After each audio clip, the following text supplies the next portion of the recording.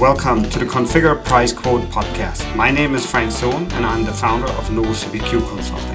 This podcast is 100% focused on Configure Price Quote, also known as CPQ, and will provide you useful insights into this topic. My guest today is Steve Clune. Steve is the CEO and architect of PSQuote, a company that's offering a solution for professional service organizations. Steve is also the CEO of CLD Partners, which is a system implementer that's focused on FinancialForce implementations and enterprise quote-to-cash solutions on Salesforce. Steve has over 25 years of business experience and lives with his family in Virginia. Welcome, Steve, to the CPQ podcast. Thank you, Frank. Very excited to have you, Steve. Let's maybe start by telling us a little bit more about PSQuote, right? So, and what you did before you founded CLD Partners, which is the larger of the two companies.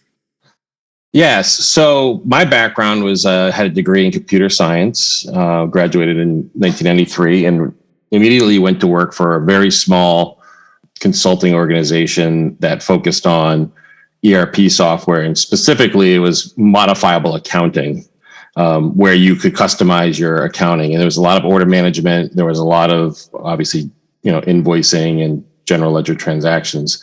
But the key here was that the product that the company was really focused on was, at the time in 1993, sort of avant-garde, because it was really a relational database management software, and specifically Informix, and all running on a Unix processor. So it was sort of a first step away from sort of mainframe processing for ERP software. And what was interesting was that it set the future for my, current life, where I'm doing a lot of ERP implementations. But more importantly, that software became the basis for a couple of very large companies like Ann Taylor and Talbots, and at the time, Walden Books. And so what ended up happening was we, as an implementer, got involved in some early stage .com projects that were using that relational database technology and the order management functionality. And so we found ourselves at a little company called Priceline, and then they were at Ann Taylor stores. And so we ultimately became the contractor to go over to Barnes & Noble and help them with their order management system. And that became the basis for BarnesandNoble.com. So I was sort of at the ground floor of order management morphed into the web the .com evolution. And so from there, it became really a fascinating journey where we grew very quickly. We actually turned the company from about 13 people when I was hired to just over 325 people, and we in about 10 years. And then we sold the company for a high valuation, very successful, did a lot of interesting things. I took an opportunity to step away, did a few startups, all of which failed. And then ultimately what happened was Tom Lagarde, who's my co-partner at CLD Partners, who I had hired to come help do sales for us at my first venture out of college. Tom had been working for a company called Aperio, which was a Salesforce incubated implementation partner. And Tom called me as he was doing enterprise account, selling with Aperio. Tom called me and said, "Hey, Steve, they're starting a professional services product here at Aperio, something we use internally, but our clients have seen it. And it's a project management software. It's all built on the Salesforce platform. They're looking for someone to come help them start a professional services division to do the implementations." So at that point in time, I sort of packed up all my failing startup ventures and was hired at Aperio. We did the very first professional services automation projects that Aperio had sold with their new tool. And about 2.5 years later, FinancialForce came around, and FinancialForce was an accounting system built natively on the Salesforce platform, and they needed a tool like PSA to connect people who were selling services. So, with the Salesforce CRM, they would then have, the services billing and FinancialForce accounting, but the piece in the middle that was missing was the project management software. And so that's where Aperio sold the PSA tool from Aperio into FinancialForce. I was asked to go to FinancialForce to help with the services delivery of the PSA product. And instead, asked if I could rather spin out my own company called CLD Partners, take Tom with me, and then and then we would become the first partner that FinancialForce would have. And we knew that FinancialForce, much like Salesforce, uses a partner-centric model, so they would need implementation partners. And I knew growing up that, in my experience, that services were vastly different. That service firms and service engagements are vastly different than software product companies and their interests. So that gave us the ability to sort of spin out, and everyone agreed. And so CLD was born, and off we went. So we took the clients that were using the Aperio professional services automation tool, and which instantly became FinancialForce's professional service automation tool. And we maintained those relationships, and we've been doing FinancialForce PSA as a primary service offering, and FinancialForce accounting along with it ever since. Excellent. So lots of experience in this area. And also, just for anyone who's not familiar with the term, PSA is professional services automation, right? So now one thing I have to ask here, Steve, so you have done a lot of these startups, but what do you like the most or dislike the most about the startup phase? So that's a good question, because I having been, sort of through the ringer and gone from small company to large companies, and I'm currently in a company that's still small, growing, that are services based. I've certainly learned that from my perspective, starting a company that's services based is a faster path to revenue. I've been engaged with clients, and certainly also been, a partner in my own sort of build it and they will come, offerings, where you generally have seed capital. You then have to build a product, get some, beta customers, build out the marketing and deliver. Very difficult to do. And so for us, and for me, when we started CLD Partners, we were blessed to have revenue day one. We were cash flow positive day one. I had existing relationships. Obviously, we were taking relationships from Aperio, but I had relationships with both IBM and the new Go Pivotal stack over with I'm drawing a blank, but anyway, we had existing contracts that we were going to start with. So for me, the excitement was, hey, we're now sort of have the ability to do what we want to do unencumbered from a software development aspect. Like, we are the implementation partner. We help you understand what your need is and deliver the services, and then can build a long-term relationship with our clients. And so the fact that it's services is what kind of gets me excited, to be honest with you, Frank. It's the ability to deliver, the ability to keep up with the product space, the ability to talk and deal with many clients, not just one. And frankly, the ability to be revenue positive day one are all fascinating things that make me excited to be, to have started CLD. And we've been very blessed. We've had a little bit of a bubble because Salesforce and FinancialForce and the cloud-based ERP spaces is in a little bit of a boom. So that helps too. Excellent. We will talk more about the company in a minute, right? So, but before we go there, I want to ask you, what do you do when you don't work, Steve? So, first off, you should understand that my wife and I have 9 children. My wife, Shannon, is a rock star. She had the first 8 all natural, Frank, no drugs. A couple were at home. Most were at the midwife. Our 9th, Ava, didn't want to turn around, so we had to have her sort of removed the new fashion way with a C-section. So from that perspective, obviously life has been very busy for me and my wife, and we love it, and we do a lot of stuff. Specifically, I coach baseball. I actually coached 4 baseball teams this past spring, from high school baseball down to 12U travel ball. So I do a lot of my nights and weekends, doubleheaders on Sundays are baseball related, and then when I'm not doing family and baseball, I'm a recovering golfaholic, I think you can say. I probably play more golf than I care to admit. And with, my wife thinks I play a lot of golf. I think I don't play enough, but it's probably a sign that I just don't truly understand how addicted I am to that game. But, that's pretty much it on top of running the company. And actually, I should point out that I'm not just the CEO. In fact, I'm kind of a terrible CEO when it comes to CEOing. I don't run the business. I'm not the CEO to look to grow and spin out a business and do mergers and acquisitions. I'm more of the lead architect. I stay very hands-on in the space that we're in and with the clients that we're in, particularly the large enterprise clients. So, what I don't fill in with work, baseball and golf. kind of take up the rest of my time.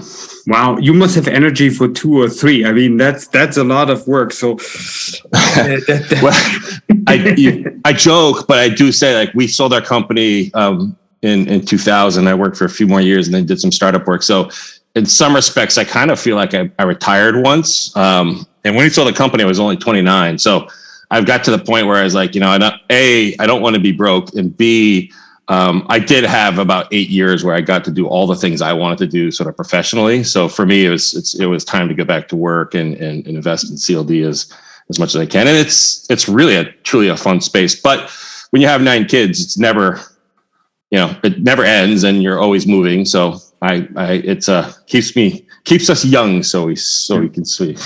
Oh, I believe you. No question about that. So then let's switch gears a little bit and let's talk about PSQuote, right? So tell our listeners what PSQuote offers. So PSQuote, which stands for Professional Services Quoting, really is it's a services quoting specific CPQ tool. So that's the place to start. And by that, I'm saying what we offer is a tool that allows firms that are selling professional services or managed services or even educational services who want to actually quote those services in a CRM tool. Now, full disclosure, we're built natively on the Salesforce platform. So I think I'll spend a lot of time talking about Salesforce CRM, customer relationship management, or as they call it, the Sales Cloud. And Salesforce, has put a lot of energy and effort into building out their product, what I call the product configure price quote tool. So Salesforce CPQ. What happens is we actually have built PSQuote to be a subset, a tool that is specific to the subset of quoting related to services. And what's interesting here is that we are basically doing a bottoms up program that lets you quote the resource roles that you're selling at bill rates and cost rates that you've defined in your price book or in what we call rate cards. And that may also be resource roles over time. So it's hours and bill rates over time, but also may be allocated across tasks, so that you can build up a demand plan and a revenue and cost and margin plan based on the roles you're selling. But we also have a concept of what we call non-labor materials. So we call them the materials. So we also let you, if you're selling services, it's not uncommon that there are some non-labor efforts, expenses, teeny expenses, fixed costs that you need to contract to include as part of your effort, whether those are pass-through costs like third-party contractor costs, or at Siemens, they're buying cars and they're blowing them up, so they need to actually include the number of cars they're going to buy when they do their testing. So those level costs, and then ultimately there could also be, as non-labor materials, could be subscriptions to software, licenses to software.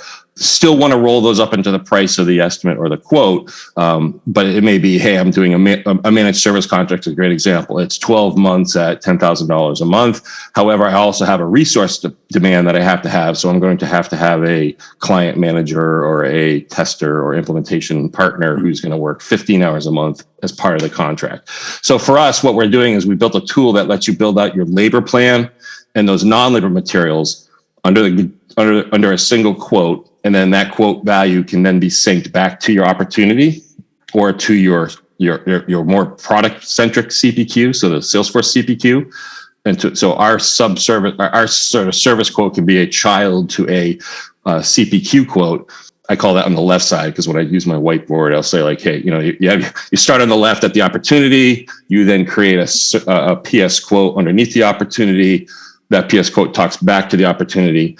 But the real value here also for our customers is that once that PS quote's been created and synced back to the opportunity and you won the opportunity, it becomes the as sold position and the baseline, the jumping off point, so to speak, for your PSA projects and your professional service automation. You now have a project that has the accoutrements that came from that quote. What roles did you sell? What costs did you budget? What billing schedule did you set up? All that flows automatically into PSA. And what's the kicker is that the PS quote is designed to be project centric. It's not an open-ended, configuration tool. It is really about the labor that you're selling, the resource roles you're selling, and then any sort of ancillary non-labor materials that you're going to include as part of your billing or your costing. Excellent. And you focus on specific industries for that, or you do it for all industries? So we focus on services, to be honest with you. So we have, we have clients in the engineering space. We have clients in the software space. We have clients in the CRO space. So security space. So for us, it's really comes down to professional services, managed services, maybe some education services. We sell some education services through our PSQuote tool. So we're less vertically aligned from an industry perspective and more services focused.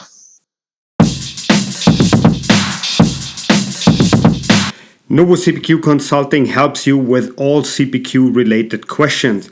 For example, we help customers to find the best CPQ solution for their business, and we help customers analyze their current business process to determine if and where CPQ can help. Here it's important to point out that we are 100% independent and always look out for our customers first. This means for us also that we don't get paid by any CPQ vendor for providing them new customers or for any other services. We are focused on our customers and always provide the best available information to them. We also help system integrators to improve their services, and we offer the only CPQ industry subscription that provides monthly CPQ news and trends. We have many other services, so check it out today at novocpq.com. Send me an email to frank.sohn@novocpq.com to learn how we can help you with your CPQ questions, and keep us in mind when you look for 100% impartial CPQ advice. And do all your PSQuote customers use a PSA tool, or do they use it also standalone? Yeah, that's a great question. The answer is we actually have clients now that are, and more in the pipeline, who are not FinancialForce professional services automation customers. We're working with people who are currently using Cloud Coach, MavenLink. We've been in talks with companies like Kimball, which are on the platform, where MavenLink's not on the platform either, just so you know. Cloud Coach is. These are PSA tools that are either on or off the platform. And what's interesting and what is required is it is tied to your CRM. So as of right now, when we built it, we had a Salesforce license so that you can see your opportunities. We have some, there may be some read-only licenses where you don't necessarily need to see the opportunity, but to do quoting, you really need to have access to Salesforce. So we don't have clients who don't use Salesforce for CRM in the Sales Cloud, Frank. But we do have clients that are currently not just FinancialForce PSA clients. Okay. Excellent. Got it. Now, important question for every customer that's thinking about doing that, right? So for their professional, educational, and managed services, what should they consider based on your experience before they buy a solution for services? Yeah, that's a great question. Our experience has been, obviously it's got to be a functional fit. I think there's an element of understanding that this is a bit of a niche solution, because it really is geared towards services selling and managed services selling, which means that it's not an open-ended configuration tool where you can add all the variables and price bundles and kits and things.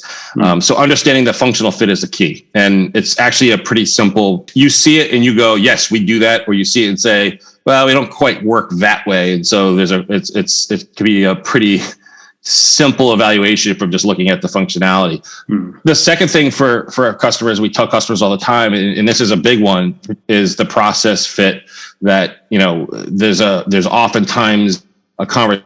Well, our educational services team is doing one spreadsheet this way, and our healthcare is doing, they have different needs, and managed services has their own spreadsheet. So there's a certain element where people look at this tool and say, wow, we could actually unify our processes. Everybody can get what they need. Sometimes a lot of these people they've got 15 years of Excel baked into these massive macro Excel workbooks. And then just gonna, how come your tool doesn't do this, this, and this? I'm like, you spent 15 years building that specifically for your business. So this is a product on an exchange, but about how the reason you're calling us is because the 15 years macro driven Excel spreadsheet. We had a client who, IMS Health, who had pricing that they were doing. They had to give people new MacBooks, IBM ThinkPads, because the Excel spreadsheets were so big, it was taking up so much memory, and they were feeding so much data into it that their old, laptops wouldn't work. So there's an element here where the process fit and a willingness to sit down and talk about how to get things, into a more common process, and assume the tool can make this, make the journey efficient. And then the final one is the platform. Believe it or not, and I say this a lot, and people who use Salesforce would probably agree, or maybe they won't, but Salesforce as a tool, the actual functionality of the tool, even FinancialForce as a tool, the functionality of the tool, sometimes leaves a little to be desired. But the platform makes up for a lot of sins. The fact that the data is all there, it's the same database, it's maintained and managed at a hosted environment level. You can run. Back in the day when I started my professional career, we had to help clients understand, hey, what's the database server you're going to run? Are you going to have continuous failover with, an EMC storage, and where you're going to host? Are you going to build your own website hosting facility? Are you going to that's all gone. The platform takes care of it. The Salesforce platform takes care of it. The functionality that you can add on top of the out of the box, products on Salesforce is phenomenal. You can build your own, lightning pages. This is why I say we do some customizations where we actually build things that are actually not built into the Sales Cloud or to PSA, but they kind of take data from both those things, and we can do it. We don't need to have a separate web service or database, server to host it. We can do it all right there, design it, and tie it together. So the platform for a lot of people is a big reason why they want to get onto a CPQ tool on the platform, as well as now a services CPQ tool on the platform. Hey, we do our Sales Cloud, we do our PSA. Why are we still using Excel to estimate our products or our services? So, yeah. One thing I want to ask you also, Steve, is the how long a typical project takes right now with PSQuote. I know the question is a little bit fuzzy, right? So, but I think listeners are interested to get an idea what timelines we're looking at. That's something that's done in 2 weeks, 2 months, 12 months. What's the average length of your projects when you implement? Well, our experience has been, just anecdotally, it takes longer to sell the deal than it does to do the implementation. And let me just explain, the reality is this is typically a much lighter effort than a full-blown CRM and a full-blown CPQ, usually because people have their Sales Cloud sort of well-defined. They have usually a PSA tool that needs to be the recipient of this well-defined. And then ultimately the reality is not to oversimplify, because there's certainly a lot of complexity to some degree, but it's services quoting, right? It's roles by rate by hour with maybe some alignment by task or by schedule. Yeah. So we don't promise to do lots of other things. I mean, we just do these things really well. So I think that's, that is why we can say, it's a couple weeks of efficient. Now, I think what's more important is how could you make a typical project be successful? I mean, again, well-defined processes, good master data. Do you have rate cards and price books defined? Do you have currencies defined? Or are you guys trying to implement all that from scratch? Do you have your document generation well-defined? Do you use standard templates? Or you guys kind of come up with a way to build out, crazy templating structures? And then ultimately, are the source and target systems on a platform? If they're on the Salesforce platform, a massive accelerator. It's a couple weeks of implementation, and we can put in a professional services quote implementation in 4 to 6 weeks if everything's on the platform and you have these already stood up. If we're doing things like taking our quote and feeding it into maybe, well, we've developed some APIs to push stuff. Nice, but the reality, on the Maybe Link side of the house who can go and validate the data is coming over and write the talkback integration. So, for us, it's a couple weeks it's a couple months of getting people comfortable with the product and getting through the process, but a couple weeks of just process review and analyzation. We are an implementer by trade, so we understand we have a process, we have a document structure, we have a workshop structure that we can help people get through this process relatively quickly. And then we identify, key stakeholders and key decision makers quickly, because those are the two things that will really grease the skids to getting things done. And then we ultimately, we can implement with sandboxes and then tie into your Salesforce ecosystem relatively seamlessly. So it's a game changer. We don't look at these to be more than 2 or 3 month projects at the most. And then we hope to have a long-term relationship with customers who want to then take the advantage and do more automation and downstream and upstream, integrations to get more mature. Yeah. And one follow-up question on this topic is, because you already mentioned it, right? So the service quoting is considerably different from the product quoting or product CPQ in general.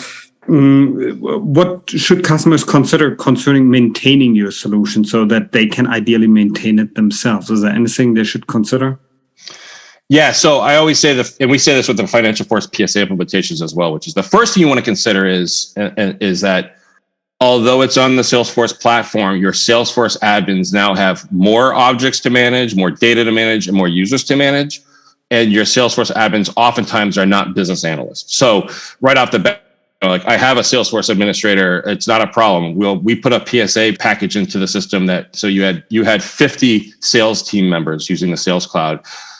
We now have 2,500 professional service automation users entering time and expenses nightly or weekly on a weekly basis. All of a sudden, it's not just that you have to handle all of the new Salesforce admin activities, but there's new functionality. There are releases. There are, so-and-so's asking for this type of report, or can we get that type of Visualforce page or Lightning connector? So our first thing is make sure that your IT staff has a proper balance of both the admin and business, admin, business and analyst skill sets, because you are actually putting in, even though it's the Salesforce platform, it's still an enterprise system. So, I think that would probably be, one of the big things that we tell people. Excellent. And then a question concerning partnerships. You already mentioned FinancialForce, Salesforce. Obviously, you have any other partnerships that you want to mention that people should know about? Well, we are looking. We're in the formation stages and doing some joint business development, as well as some proof of concepts with regard to tools like Mavenlink, which is off platform, but very much interested. Mavenlink has many clients who are using Salesforce as a CRM. So what you're saying is, I'm close winning that services opportunity in Salesforce, and I have to make the jump then into a Mavenlink project. Well, again, if you're now estimating on the Salesforce platform, and that estimate has the accoutrements of your project, the roles, right, the billing schedules, the task schedules. So we're working closely with them to say, hey, we have a button, we can click this button, or we can create a triggering flow that can create the project in Mavenlink. So we're excited about that. Cloud Coach is another provider that we're working with, but we're really, for us, our bread and butter is FinancialForce. We love FinancialForce. We wouldn't be here without FinancialForce. We believe FinancialForce is a complementary tool to the quoting side of things, because FinancialForce really is, project centric, and then ultimately they have their accounting and GL tools and billing tools. So, and more importantly, we've already, we've built into the tool itself, some out of the box functions to sync a professional services quote to an opportunity, or to a CPQ quote, which is tied to an opportunity on the left side, so to speak. And then downstream on the project, we have code that we give you, and this code is unmanaged, so that you can manipulate it if you want, but we can create projects, or from the PSQuote itself, we can create orders. So in the Salesforce order management and billing system, we sometimes have to have an order that we then tie to a project, so we can bill an invoice and recognize off that order. So we've taken a lot of time, and based on our experience, and built some of those connectors, which probably also another reason I should have brought up in the rapid nature of our implementations. All those connectors come out of the box, and then we can tweak them for you. And more importantly, for those out there who are doing professional services quoting tools, we understand that there's more than one relationship between a quote and its upstream, a professional service quote and its upstream opportunity. Sometimes a quote informs the opportunity at opportunity head level. Sometimes you have to have a series of opportunity products based on the roles or the things you're delivering. So there's a lot of complexity there that we've learned, and we've sort of simplified. And that's, the same thing on the downstream.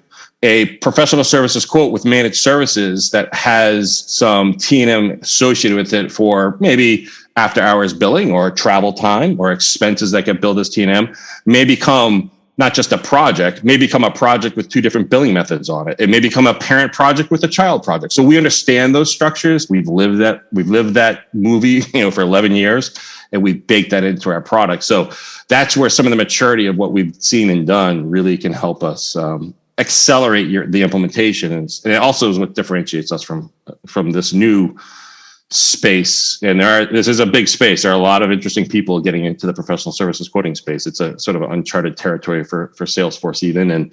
And so we're excited to kind of be here. Excellent. Interesting discussion, Steve, but we're coming already to the end of this episode. Hence my last question. What's a good way for interested listeners to get a hold of you or your team in case they have any more questions for you or follow up that they want to do? Yes, the best way is just go to PSQuote.com, professionalservicequote.com, and there's a contact link, and that's, start there and, enter your email information. Sure, you can look up Steve Clune at CLDPartners.com on LinkedIn. I am more than happy to talk to anybody at any time. This is what I do and I love it. So, but PSQuote.com would be, number one. Perfect. Steve, thank you very much for making time for the CPQ podcast today.